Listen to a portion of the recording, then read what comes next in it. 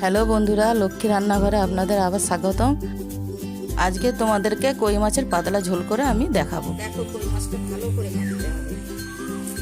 আমি ঝোলের জন্য এতগুলো সবজি নিয়েছি। এই বেগুন দেখুন, আলু, কাঁচকলা, সজনা ডাঁটা, পেঁপে। একে আমি এবার কেটে নেব। আমি আলুটাকে কেটে নিচ্ছি।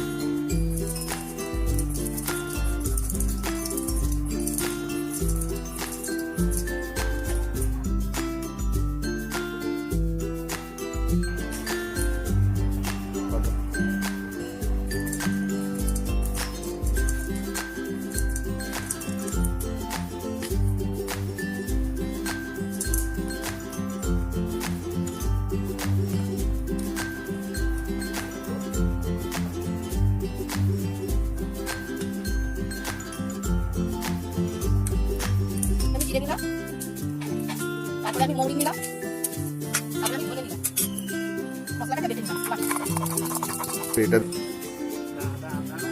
তারপরে আমি কড়াটা বসিয়ে নিচ্ছি। একটু আমি ঢেলে নিলাম মাছ ভাজার জন্য। মাছটা আমি একে একে করে ভেজে নিই। মাছগুলো আমার পুরো ভাজা হয়ে গেছে। আমি একে একে করে সব থালাতে তুলে দিচ্ছি।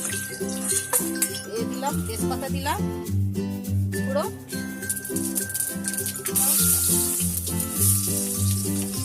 আমি একটু ভেজে নেবো।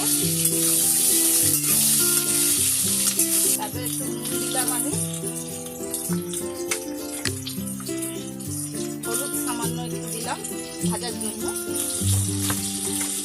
তারপরে ভালো করে আমি একটু ভেজে নেবো। আমি বেটে রেখেছিলাম বলে জন্য সেই মশলাটা দিয়ে একটু ভেজে নেবো।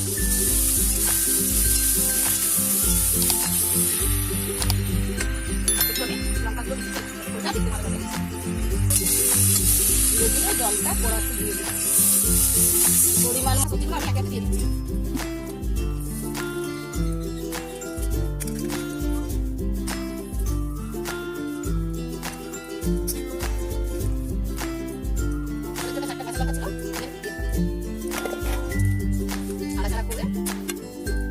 ঢাকা দিলাম। ঝোলটা আমার পুরো রেডি হয়ে গেছে। আমি এবারে একে একে ভাজা মাছগুলো আমি দিয়ে দেবো।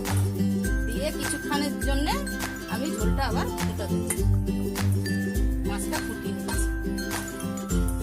হয়ে গেছে। এবারে আমি গামলিতে